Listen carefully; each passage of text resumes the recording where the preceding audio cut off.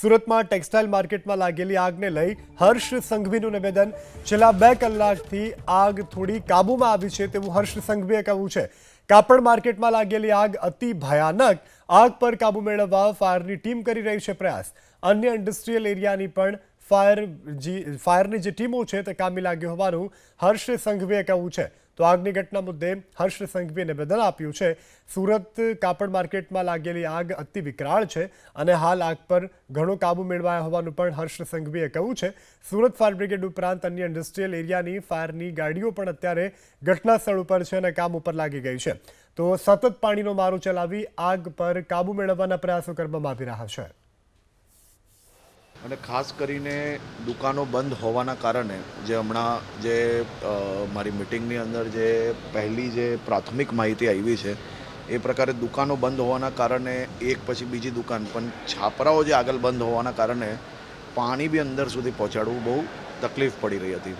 પરંતુ આપ જોઈ શકો છો કે છેલ્લા 24 કલાકથી આપણી ફાયરની ટીમ બી ત્યાં ને ત્યાં જ છે અને બધા જ અધિકારીઓથી લઈને ચૂંટાયેલા પ્રતિનિધિ મેયરથી લઈને સ્ટેન્ડિંગ ચેરમેન બધા જ લોકો ત્યાં ને ત્યાં જ હાજર જ છે।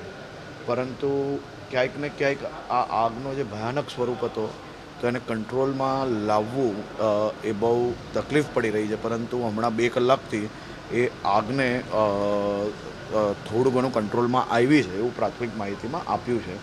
ખૂબ તકલીફવાળો સમય છે કારણ કે આ વેપારી રાત દિવસ મહેનત કરીને અચાનક જે મહેનત કરતા હોય છે ને એના પરથી એમને પોતાનો આખો ઉદ્યોગ ઊભો કર્યો છે।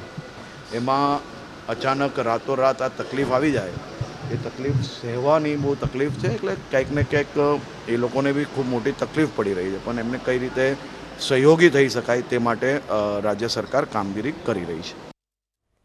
આ એક માર્કેટનો એવો એરિયા છે કે સુરત ટેક્સટાઇલ માર્કેટ જ્યારથી શરૂ થયું ત્યારથી જૂનામાં જૂની આ માર્કેટો છે।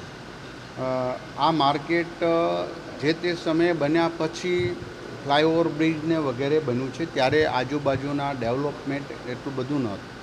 તો આજે એક બિલ્ડિંગથી બીજા બિલ્ડિંગ સુધી આગ ન પ્રસરે એના માટેનું ફાયર તંત્ર કામગીરી કરી રહ્યું છે। પોલીસ કમિશનર, મ્યુનિસિપલ કમિશનર અને કલેક્ટર તમામ ત્યાં સ્થળ ઉપર હમણાં પણ ત્યાં જ હતા અને એના બેસ્ટ વધારા નવી ટેકનોલોજીથી જે કંઈ કરવાનું થાય એ પ્રમાણે આગ બુઝાવવાનો સરકારના અને એસએમસીનો પ્રયાસ શરૂ છે।